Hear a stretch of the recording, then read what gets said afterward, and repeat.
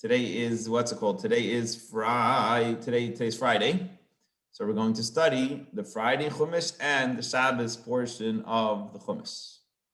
Friday and Shabbos portion of the Chumash. And this way, because this will be up to schedule, at least with the Chumash. The Tanya, we're a little bit behind, but God willing, we'll catch up next week. Vaydaber Hashem el Moshe Lamer. Hashem spoke to Moshe, saying, Daber el Bnei Yisrael, speak to the Jewish people. Remember, we're in the middle of learning the holidays. We spoke about Pesach. We spoke about the Omer. We spoke about the holiday of Shavuos, which follows Pesach. We spoke about Rosh Hashanah yesterday. We spoke about Yom Kippur. And now we're moving on to the holiday right after Yom Kippur, which is Sukkot. Right? So we're holding the 7th month because the Chumash has started counting from Pesach, from Nisan. So Daber Yisrael, speak to the Jewish people. Leimar, say to them, on the 15th day of this month, after Rosh Hashanah, after Yom Kippur, on the 7th month, on the 15th day, Chag HaSukkos is the holiday of Sukkot. Shivas Yomim LaHashem, the holiday of the huts, holiday of Sukkot is for 7 days. And as the other holidays, B'Yom HaRishon, on the first day of the holiday, Mikra Kodesh, you should call it for holiness. You should make it a holy day. Don't do any work on the first day. Rashi addresses something interesting. He says, look, what does it mean to make it holy? How do you make the day holy? And he says, it's funny because we use the same words for Yom Kippur, and we call Yom Kippur making a holy, the same words we're using as Sukkot. But we know we treat Yom Kippur and Sukkot very differently. So he says, look, there are some things that you make Yom Kippur equally holy to Sukkot, and some things different. For example, how do you make a holy day holy? Get dressed up, clean clothes, put on. What do I mean by making it holy? How do you make something holy? How do you designate it and make this a special day? You put on clean, nice clothes. You put on clean, nice clothes, get dressed up. You should have your Shabbos clothes. It's a mitzvah. That's what it means to make it holy. You get dressed up in your nicest clothes on Yom Kippur, and also nice clothes on Shabbos and on the holiday. Also tefillah. We go to shul and we daven, right? During the week, we know we all have to catch our buses and we got to run and it's a hectic day. Shabbos, we sit and we daven and we have time. So 2 things, Yom Kippur and the holidays, you get dressed up, put on nice Shabbos clothes, nice holiday clothes, and also go and spend time in shul and daven. However, Yom Kippur, we don't eat. On the holiday, you also sanctify it. You're supposed to have a good meal. Eichel Mishta, the Eichel and Mishta, you should have good food and drink, a good feast, and also clean clothes and so on, and the prayers. So you're adding on the holiday good food and good drink. So you should buy special food. You should have special food in your house. You should make a celebration. You should make a party. Should have Shabbos food, a Shabbos meal. That is what makes the holiday. The holiday. Then what happens next in the holiday? Shivas Yomim Takrivu Yishal Hashem. For 7 days, you should bring sacrifice, a sacrifice to Hashem. And on the 8th day, just like by Pesach we had on the 7th day, on Sukkot it's the 8th day. Mikra Kodesh should again be made holy by you, right? Again, clothes and a meal and all that stuff that's required on the 8th day. The crafted Ishal Hashem, and you should bring a fire to Hashem. Atzeresi, it is a stopping day. Rashi explains it's an interesting holiday. Unlike, I guess, Pesach, which was just the first day and the last day holiday, there's something special about the last day of Sukkot, and that is that, and he explains that, when you go to your parents' house, or you're going somewhere like a king who invited his children to a meal for a certain amount of days. He said, come over. Let's say they lived in another country and they came over for a week to spend a week with their father, right? Same thing the Jews, we go to spend the week with Hashem. We go up for Pesach to Yerushalayim, or Sukkot to Yerushalayim. Then it came the last day of Sukkot and it's time to go. You know what always happens? You always make like a goodbye party, So Hashem says, wait 1 more day. It's so hard for you and me to leave each other, to part ways.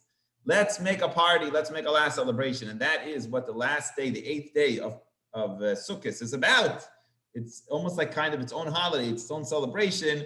Let's say goodbye. Let's stay one more day. We'll stay together. We'll connect and we'll bond. And that is what the 8th day of Sukkot is about. We know we have some Torah, Shmini Atzeres, what we do on that special day. Again, don't do work on that last day, even if you're going to lose money.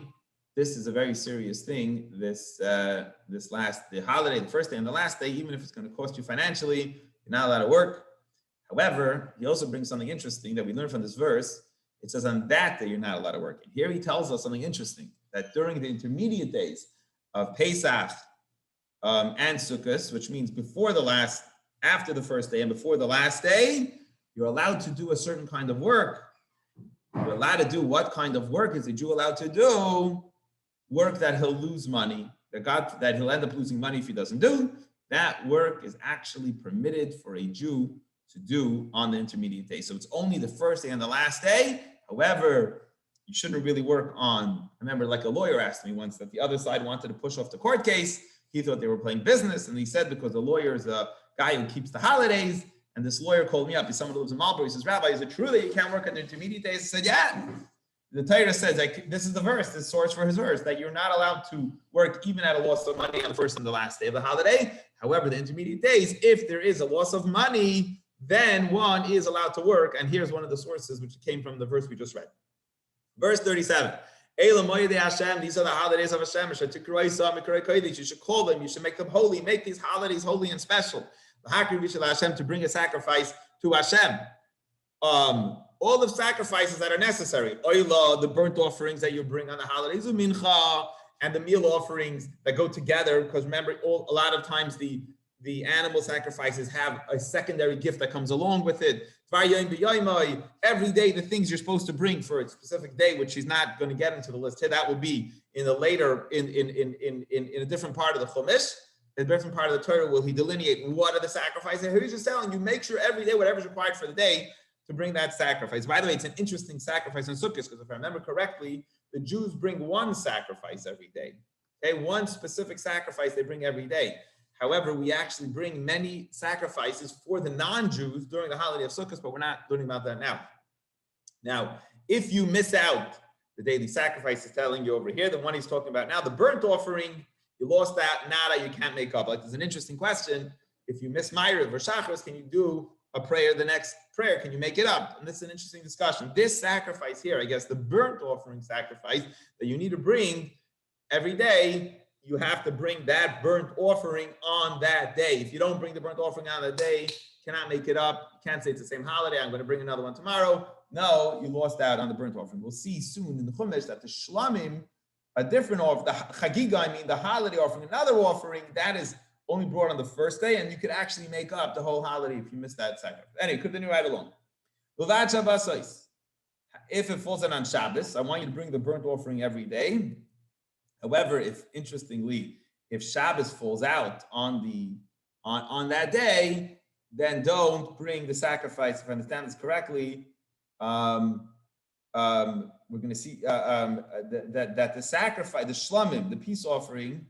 Sorry, let me read this correctly. Milvat Shabbos says, bring this burnt offering besides the offerings you need to bring anyway, besides the Shabbos offering, besides the other gifts, all the promises you bring, you also have to bring special holiday sacrifice offerings. However, when it comes to the 15th day, and he says something, we'll learn something interesting from this verse in a minute about the calendar. So when it comes to the 15th day of the month, which you're going to celebrate the holiday of Sukkot on the 15th day of this month, which we're discussing this holiday. And he says something interesting. He says the timing of this holiday should be when you bring in the grain, the produce, to your house, to the storage houses. So if you remember, it's very interesting because the Torah is following the agricultural cycle. Remember, we learned yesterday, that on Pesach, when is Pesach celebrated? The second day after the first day of Pesach, the next day, you are bringing the Omer offering to start the harvest, start cutting. I guess they would keep it all in the field or whatever, or so on. They would bring everything in before the winter season. When was the winter season? The winter season was on Sukkot. So the Pesach is the beginning of the harvest, and the Sukkot is the beginning of the gathering, when you bring all the stuff into your house. When the winter months are about to get very cold and serious, you're bringing everything into the storage. If I remember correctly, a long time ago, I saw in a commentary called the Chinuch, he writes that this is specific. It's imagine now, I guess, like imagine tax season, when everyone gets their tax returns and it's very happy, make a holiday at that time because it's a celebration anyway. So why don't we connect the celebration of the that's going on, I guess with your stimulus checks, make I saw like some sales, like furniture stimulus check sale, like I guess people are getting a little money they didn't know they're getting. So here we're having the holiday connected to the happiness of the agriculture cycle. Very interesting. So Hashem made the simcha, the happiness that people are happy anyway financially, and made together. Let's be happy for Hashem. So anyway, what we're saying here is that when you collect the grain into your house, you collect the grain. The Chaygu was Chag Hashem. You should make a holiday for Hashem. Shivas Yamim for 7 days. Sukkot, B'Yom Rishon, Shabboson, B'Yom Shmini, Shabboson. But a holiday that you can't work, a Shabbos, a day of rest, is the first day and the 8th day. So Sukkot is the first day, and the 8th day is when the holiday of Sukkot takes place. Now, there's a very interesting Rashi. So a few very interesting Rashi here. The Torah, if you remember yesterday, we shared one of the reasons for the structure of the calendar is that they wanted that Pesach should start after the winter months, so people should be able to travel and not be on muddy roads and not be able to get to Yerushalayim. Now he's saying another thing is, Sukkot is supposed to take place to match up to the time where they bring the grains before the winter months into their storage houses. This, again, greatly is one of the biggest things that affects the Jewish calendar. And that is that Sukkot is supposed to match up exactly with the ingathering when you gather in the grains, which is why we have to be very careful with the calendar and make an extra month every 3 years, because the lunar calendar is 11 days, I believe, off the solar calendar. So what will happen is if you don't touch the calendar, don't add a month every 2-3 years, every year you're going to be moving back, like Ramadan, right? It always is a different time of the year by the Muslims, lahavdil, then you're also going to be moving your count. So Sukkot will be 11 days earlier every year. Before you know it, Sukkot will be in the middle of the summer, then Sukkot will be in the middle of the winter. It'll keep on traveling around the calendar, just like with the Muslims, lahavdil, and Ramadan. So because the Torah is telling you in this verse 39 that Sukkot has to come out at the fall season when you're gathering in, maybe the beginning of the fall season, I guess, is when you're going to gather everything in before the rain's going to start pounding, because Israel doesn't rain in the summer, I guess. Before the rain starts coming down at the end of the hot season, you gather in. Sukkot always has to match up to that period in time when you collect, you bring all your investment in, all the produce in. It always has to match up, and that's why from here we see very clearly that the rabbis have to add a month every 2-3 years in order to keep the calendar in sync, that the lunar calendar should match the seasons in the solar calendar. Okay. So he's telling you also you should bring sacrifices. Which sacrifice you should bring? It's called a holiday chagiga. It's a chagiga sacrifice. By the way, in your Seder plate, for example, you have egg and a bone, right? You all have your Seder plate. So the bone, I believe, represents the Pesach sacrifice, and the egg represents the holiday. You'd always bring a chagiga, carbon chagiga, a holiday sacrifice for the just for the festival, in honor of the festival. And they would bring that in the temple on the first day. And if you forgot this sacrifice, Rashi tells us you could bring any of the next days to the whole holiday. That's what he's telling you. Interesting over here. Okay. And what else do we do in Sukkot? Everybody knows. I mean, we don't have these sacrifice things anymore because we don't have a base of Mikdash. But what do we have? Well, that's the next verse. Ulakachtem lechem, you should take for yourself, Vayom Harishon, on the first day of Sukkot, creates Hadar, a esrog.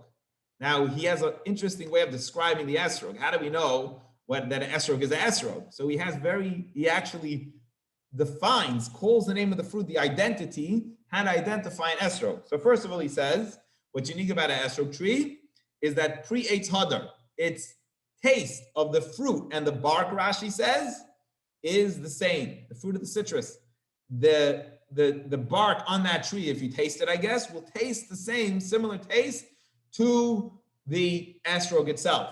Number one. Number two, hadar. Hadar means it lives. Very interesting. The esrog tree is one of the only fruit that live on the tree in all 4 seasons, and it grows. The nutrients that help the esrog grow are from all 4 seasons. I guess every other kind of growth of a fruit only grows in the winter, wherever it's good. The summer, most stuff in the summer, in the spring, they have the times that they grow. Like there's flowers there's a tree in my front yard, beautiful flowers, literally for a few weeks, and then it disappears and it's gone. The esrog collects its nutrients from living on the tree in every season that it's in. Very interesting. So again, he's describing actually the esrog to you. It's a tree that the fruit of the esrog and the bark of the tree taste the same.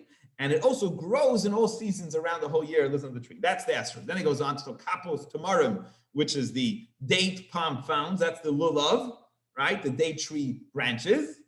So the term Rashi says is kapos without a vav, telling you only one. You only take one of these branches. Then he describes to you the anaf eitz avot, which is the myrtle tree, the hadassim. And they're called braided tree. He says it's like there are three little stems. They come out of little root and they cover the whole branch, kind of like, almost like, I think he says like with ropes, cords, like almost like braided form, that they're kind of covering, like a braid, I guess, it comes out of one source and shoots out to different sides and intertwine and covers the whole branch. That is the identity of the myrtle branch. Then the Arvei Nachal, which is the willow brook, it grows by the brooks. We know the willow brook, they grow by a lot of water. And you take these four things, and you should rejoice before Hashem for Shivas Yamim for 7 days. Okay, and you should rejoice and make a holiday before Hashem 7 days.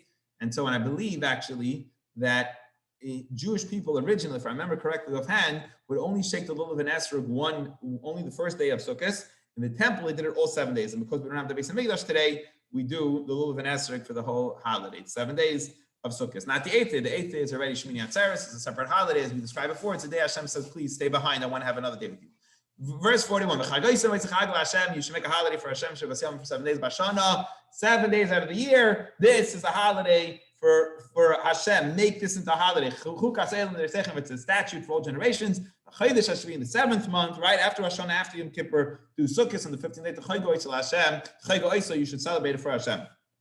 What else do I want you to do on that 7 days? We all know the other thing we still do till today. Sit in huts, in booths. All people, all natives, and the converts. Rashi is telling us anybody who was Jewish before and became Jewish later on, Yeshu Basukah should sit in booths. And he tells you why. He doesn't always tell us why. Like the Lulav and Esrog didn't tell us why. Here he's going to tell us why I want you to sit in booths. So your generation should know because I sat the Jewish people in huts when I took them out of Egypt. What are the huts? They weren't really huts, Rashi says, they were clouds of glory. So I want you to remember the great miracle that I took you out of Mitzrayim, and I want you to take 7 days, shake for fruit. A lot of commentaries discuss why, what is the meaning behind the for fruit, what does God want? Of all the fruits and vegetables he wants us to take, and branches, he wants us to take those things, which the Torah doesn't tell us why. In huts, he says why, because I want you to remember that I sat you in huts, I protected you so beautifully in the desert. When you're walking through the hot desert, I protected you. And Moshe spoke, these are the holidays. He sat down with the Jewish people, and he says, my dear Yidden, this is the holidays of the Jewish people. And now we're going to get into Shabbos' Chumash. Some very interesting stuff is going to happen in this Chumash, which you probably never knew. This is stuff that might not, very possibly, have not heard of before. So let's get on to today's Chumash. Hashem spoke to Moshe saying, first he says something basic. Tavis b'nei Yisrael, tell the Jews. I don't know why. Again, I don't know the order of the Chumash or why things jump in seeming to be not in place. But now he's going to tell the Jewish people about the mitzvah of lighting the menorah. What's the connection? I don't know. The connection, I'm sure the commentaries explain, but it does seem kind of, if you just look at it, simply out of place, but I'm sure obviously there's a reason. Tell the Jewish people, tell them to bring to you pure, the best grade olive oil. What does it mean, the best grade? Oh, I looked up the commentaries for a minute. I had a few minutes before class. I was able to look this up. There were 3 grades of olive oil. What are the 3 grades of olive oil? There were olives that grew on the tippity top of the tree. That got well ripe and ready from the sun. Those were the AAA, AAA grade, the best grade olive oil. Then there were olives that you picked off the tree and it continued, you put it on your roof and the sun, after being picked, would make those things good and ripe. Then there were ones later that I think you put in some kind of basket and it sat there and it got ripe later on. So the grade A olives were the ones that were on the tree. They were able to get the ripe the quickest from the sun, because the sun bakes down the hottest on the top of the tree. There's not in the shade, and they got really good and ready. Then there was also 3 grades of how they're pressed. I think a little bit pressed, more pressed. I saw there were different ways that they were pressed. And if they were pressed in one way, the olives were highest grade, and then there were 2 other grades. So for the menorah, you got to use the olives on the top of the tree that were ripe from the sun, and also pressed, like I think in the least pressing, the first drop of olive oil that comes out, that is the grade AA responsible. There were other stuff, I believe, remember, because you needed oil for the meal offering, and you needed oil to anoint stuff, and I believe, remember correctly, that you were able to use maybe a lower grade oil for the other things, but this needed, you go to the store and you shop, they have all the different oils. You have the virgin olive oil, and you have the this olive oil, and light olive oil. So also there was different grades of olive oil, and this is what he's telling us over here. Okay. That's what Rashi is telling us, the different grades of it. And you had to bring that for the menorah, you need the best olive oil. Now, it had to be done every single day, as Rashi tells us. So bring to the kohen, to Moshe, the pure olive oil, the highest grade, kosis lamoir, crushed for lighting the menorah, lahalis natamin, to have an ongoing candle, which every single day, it should not go out. Every single day, you should have this beautiful, every single day, the kohen would come into the Beis Hamikdash at night, or in the afternoon, he would light the menorah before it gets dark, and then he would light the menorah before it gets dark, and the menorah would stay all the way lit until the morning, and the kohen would come in the morning, clean it out, and then light it again in the afternoon. Now we're going to see soon that there was a miracle that took place. So we're going to see soon that the oil had to be enough to light the whole night. Today, when we light a menorah in our house, right? We light it in the afternoon, and it's got to stay whatever, an hour, 2 hours, whatever long the menorah would stay. In the menorah in the temple, they put in enough olive oil that it would make it through the whole night. Even in the winter nights, the nights are very long, because they got to light it before it gets dark, maybe like 4 o'clock in the afternoon, 4 or 5 o'clock, and it's got to make it through the whole night. So they always made enough oil in there to last the longest nights, and they would come in the morning, and it would be out.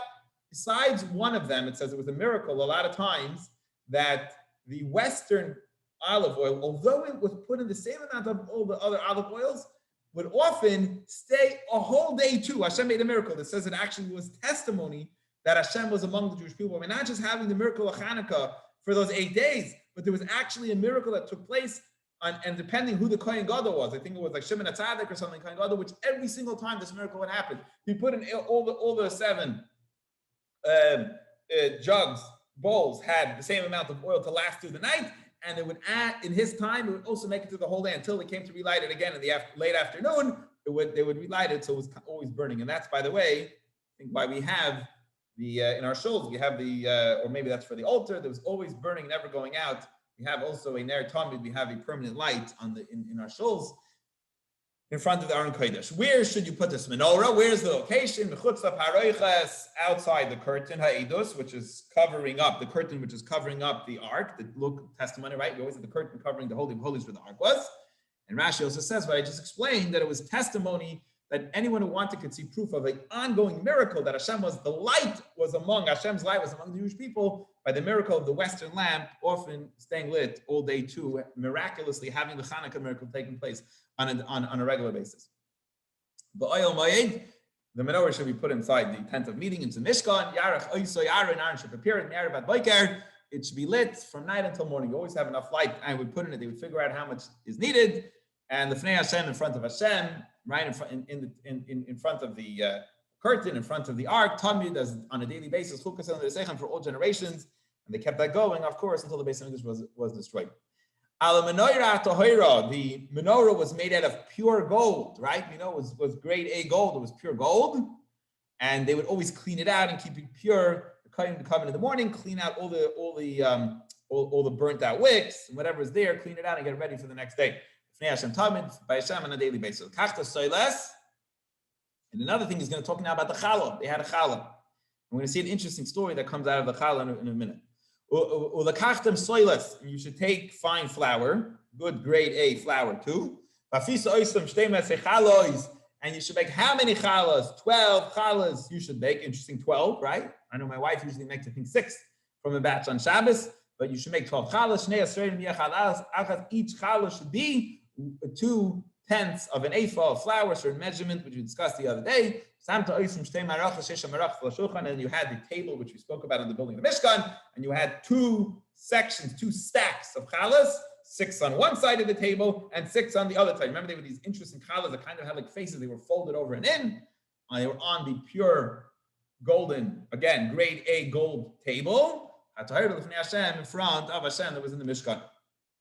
The challahs in the bottom, Rashi says, were placed right on the table. And then they would have these kind of like grates that were on top of the challah, and the next challah would go on them, and then another grate, and the next challah on top of them. So the challahs almost looked like they had a little bit of space to let them to ear out so they don't become moldy. But otherwise, the bottom challah sat on the table, and the 6 challahs didn't sit boom, boom, boom, one on top of another. They had little grates in between them that were stood up by beams on the side. Anyway, and then the challahs will eventually be eaten by the kohanim. So what's going to go on the altar, interestingly? So on top of each of these 2 piles of challahs was a bowl of, or a spoon or a bowl of frankincense, of special spices, zaka, pure, good grade frankincense, a spice. What would they do? They would take the spice and they would burn the spice on the altar. They wouldn't burn the challahs on the altar. We're going to see they would give the challahs to the kohen. So how would they, everything had a section that went to Hashem, to the Mizbeach, right? The flour offerings, the kohen would scoop out the oil and the flour and put it on the altar. You always gave some of the sacrifice in the altar. So which part of the challahs? Oh, that's why they had these 2 bowls, 2 spoons or bowls on top of each row to be part of the challah ceremony and burn the spices on the altar to celebrate and commemorate the challahs before Hashem. All right. So what would they do with the challahs? They would bake the challahs every Friday, just like the Jewish women bake challahs every Friday. They would also bake the challahs every Friday.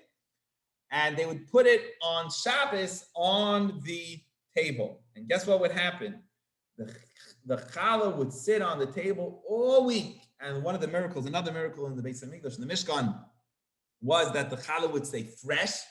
It's like when you go to a bakery today, you get stuff that was baked that day, delicious, the fresh bread.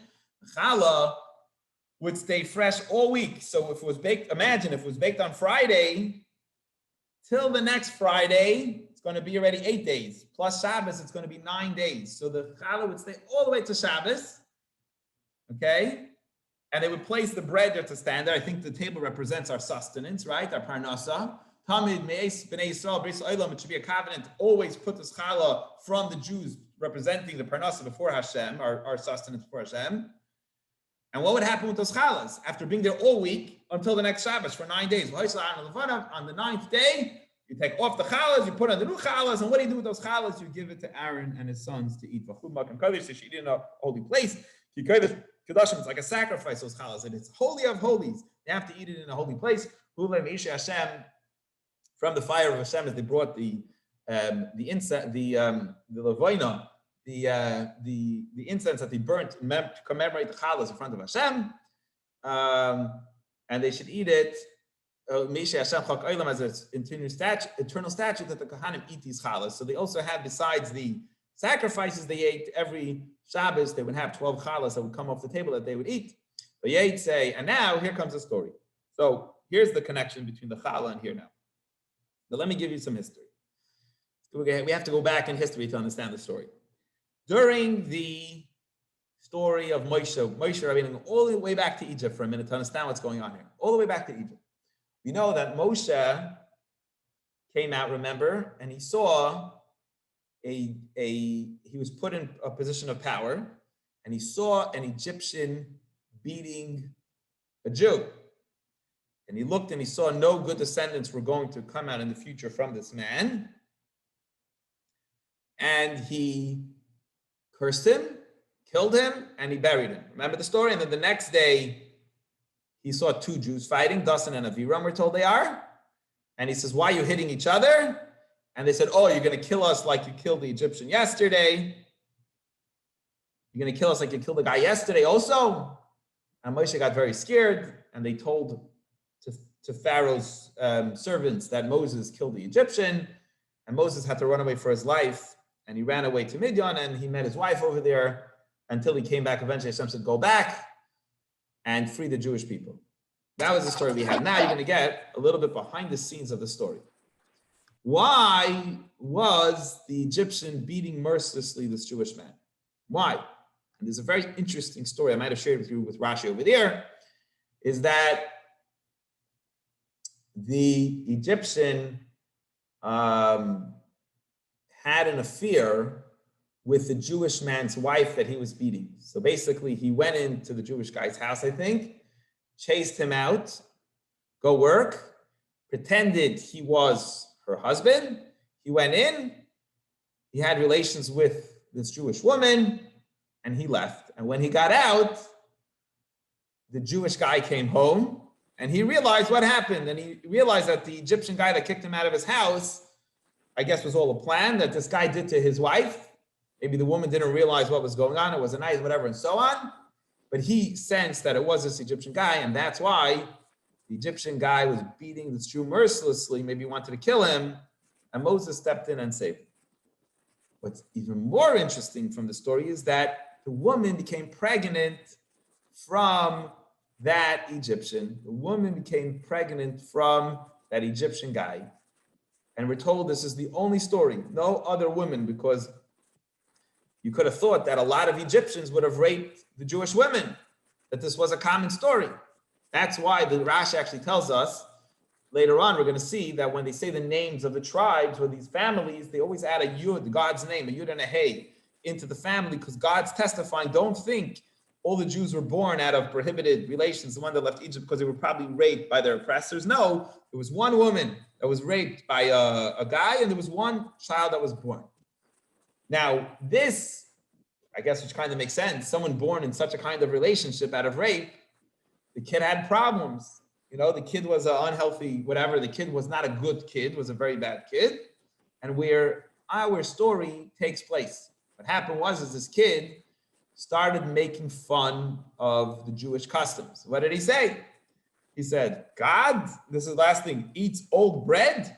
What are you kidding? You're putting bread you're putting bread on the table on Shabbos, and you're leaving old bread there for 9 days. This is how you treat Hashem. This is the holy temple with the greatest AA quality. Olives are the grade A quality, and the oil, remember, the press, the grade A quality. And you keep on saying that the altar is pure gold and everything's pure gold. And over here, you're telling me that that challah for 9 days is staying good quality flour, but 9 days, this is what you're giving the king Hashem? And he started making fun. And he got arrested, and he was sent to Moshe Rabbeinu's Bethton. Moshe, what do you think?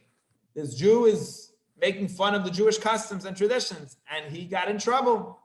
And Moshe's court said, you are, I don't know, whatever, I don't know what the punishment was. You're guilty, you're wrong, you should not be making fun of these things. The guy leaves, and guess what happens now? Nobody wants him. Nobody wants this kid. Because he was a bad person to have in your tribe. You don't want your tribe members picking up your thing. But he also has a very big problem because his father is not Jewish. And all the Jewish people lived among their father's tribe. So if you're from the tribe of, father was from the tribe of Yehuda, you live with Yehuda. And now, but nobody wanted to have him live among their tribes, maybe because he was a troublemaker. Nobody wanted them. So where did he move? His mother was Jewish, and his mother was from the tribe of Yehuda. So he moved tribe of Dan. He moved into one of the 12 tribes. Which one? To his mother's tribe. He moved into the tribe of Dan.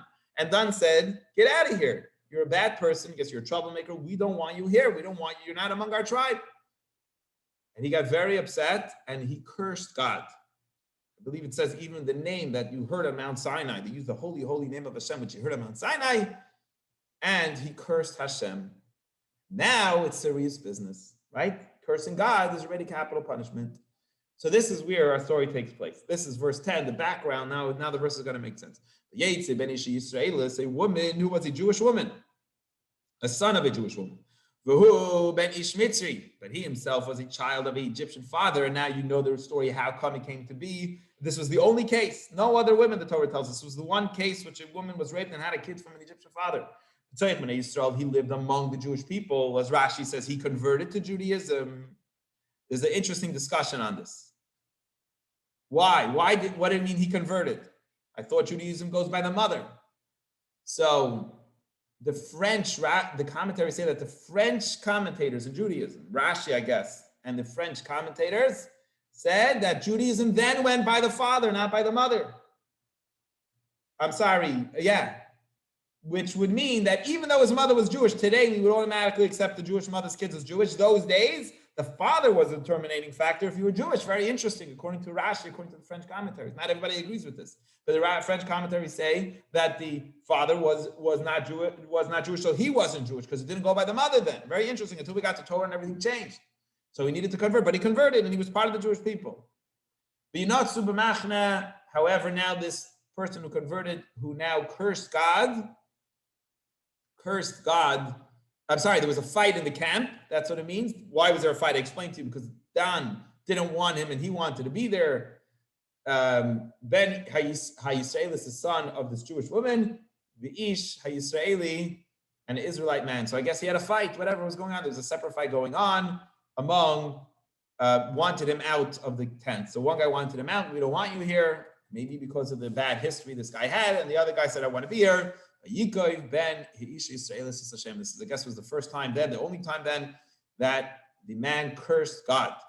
Rashi says, with the holiest name of Hashem, which they heard on Mount Sinai, he went and said, whatever, cursed out Hashem's name. The Kalel, and he cursed Hashem. He pronounced Hashem's name, the Kalel, and he cursed it. So they brought it now back to Moshe. And the name of his mother was Shlomit.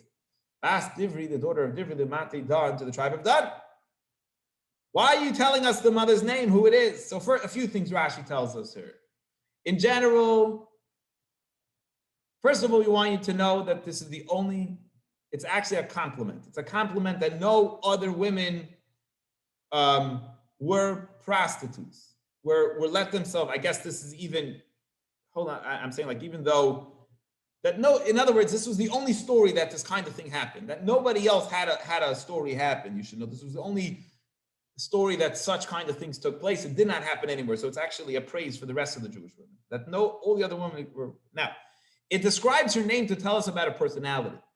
Shlomis means that she was a chatterbox. She would talk to everybody all the time. I would say maybe it means flirtatious. She was very flirtatious with people.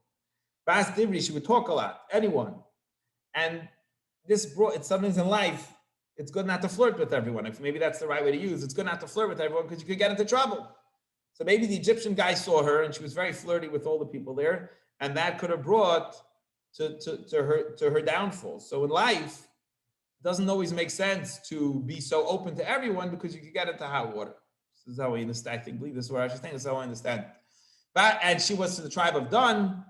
And why does it tell us about that she was from the tribe? We have to know that. So it tells us her name because to teach us that her personality got her into trouble.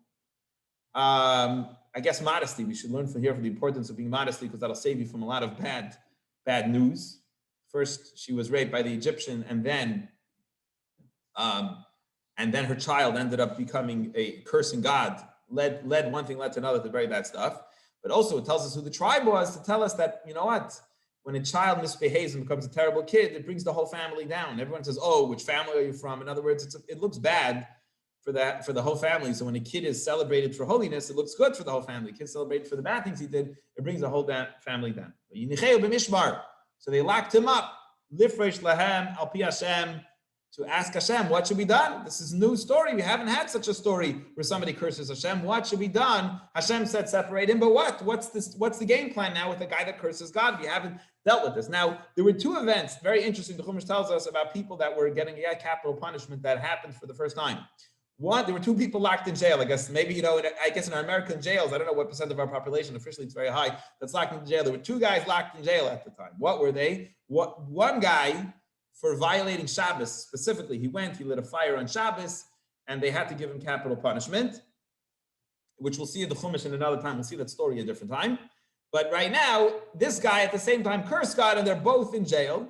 And Rashi's telling us that they're very interesting, two separate jails. They were locked in two jails. They weren't locked together. They were locked, I believe, in two separate jails. To find out what should be done, we don't know if he's going to get the same punishment as the other guy. So they went to ask Hashem. And Hashem said to Moshe, saying, take out the guy who cursed outside the camp. All the witnesses should come who heard this story happen. We have to testify that it really happened. That the guy cursed Hashem with Hashem's holy name. And by the way, I don't know if Rashi mentioned it. He's going to mention it soon, that you have to specifically use the 4-letter holy name of Hashem. You can't choose like a lot of names we have, which means we call God holy and the rock. You can't use a term. You have to use the actual God name of God and curse God in that way. So in order to get capital punishment for cursing God, he says all the witnesses that heard this should come out, and the judges, the Samchu Kol Hashayim, all the people that heard it, Esther Maroshe, should put their hands on his head. The entire community of Jewish people should stone. He's to get capital punishment. There's 4 different ways of capital punishment. The one he gets is stoning. The Rashi says, how is it possible we know there was 600,000 men to be part of the stoning. So Rashi says, nah, it's not. It means that doesn't mean all the people stone the person. It means just the witnesses. But how come it says all the people? And we learned something new here, that a messenger, because the witnesses and the Beis Din are messengers of the people, it's considered like they did it themselves. So although not all the Jewish people are stoning them, just the messengers, but from here we learned that the messengers are considered like the people themselves. It's just a lesson in life that if you send a messenger, it's like you yourself are doing it. So for example, it's a very important rule in Judaism, actually. Like if you send a guy to sell your chametz, maybe, or you send a guy to arrange a contract or a marriage for you or so on, the person is considered like your agent, that it almost takes your place. We learn an interesting rule from that. That's an interesting rule that we learn from that verse. And speak to the Jewish people and say to them, any man that curses God, he will carry his sin. And if there's no witnesses to stone him, Hashem will cut him off, will do kares from that person. Whoever pronounces blasphemy, says Hashem's name, blasphemously will die. Meaning to say, it has to be the specific name of Hashem, cannot just be a name referring to God, like the merciful one or so on. It has to be using the 4 letters of Hashem's name in a bad way, in a curse. Then they should stone him, the whole congregation. Doesn't matter if it's a convert or it's a former citizen, but not by cursing Hashem's divine name, the person should die. And there's another person that gets capital punishment, and that is if you kill somebody. The person kills a man. Rashi says, of course, even though it says man, it means a woman too. Anyone who kills a man or a woman, kol nefesh, any person will get another case for capital punishment. So cursing Hashem as well as murder will land you in capital punishment. But what about if you kill an animal? Then you don't get capital punishment.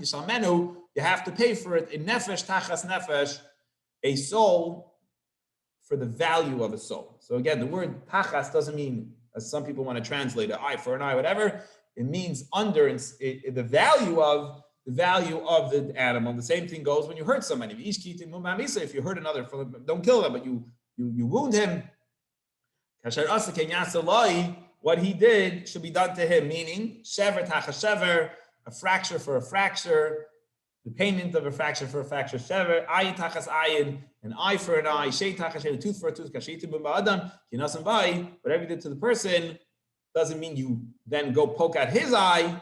As Rashi explains here, that we evaluate. How do you evaluate? Rashi says, how do you know the value of an eye? He says, when you go to save him on the trade market, you say, look, how much is this guy worth with an eye? How much is this guy worth without an eye? And that's the value of a person. That's the value of, so we say he came worth less $100,000. Now that the servant doesn't have eyes, you owe the guy $100,000. Now, maki behema yishamenu, whoever, maki adam you must. So whoever injures an animal, not just killing him, you have to pay for the damage you did.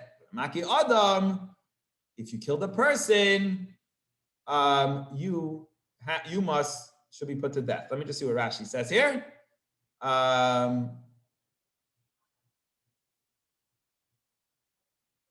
So if you wound somebody, of course, after death, then if you curse a parent after death, very interesting. If you curse a parent after death, what did we say? You still get death penalty, just like you get capital punishment, just like by cursing a parent when he's alive, you still get death penalty when he's dead. You still get death when he's dead. However, if you wound someone that's already dead, I'm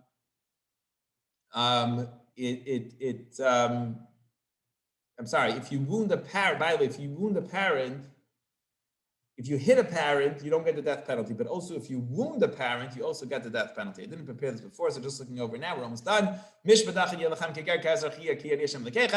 One law should be for everyone equal. A convert, a native, all Jewish people, whether they're converted or they're natives, everyone should have the same rule of law, equal law. And yes, God, your God. I'm the God of everyone. In other words, just like a regular native Jew is attached to Hashem, so to someone who converts to Judaism also, everything is the same. Last verse, Moshe spoke to the Jewish people, so they took out the guy who cursed them outside the camp, and they stoned him. Also, the Jewish people did exactly like Hashem commanded Moshe,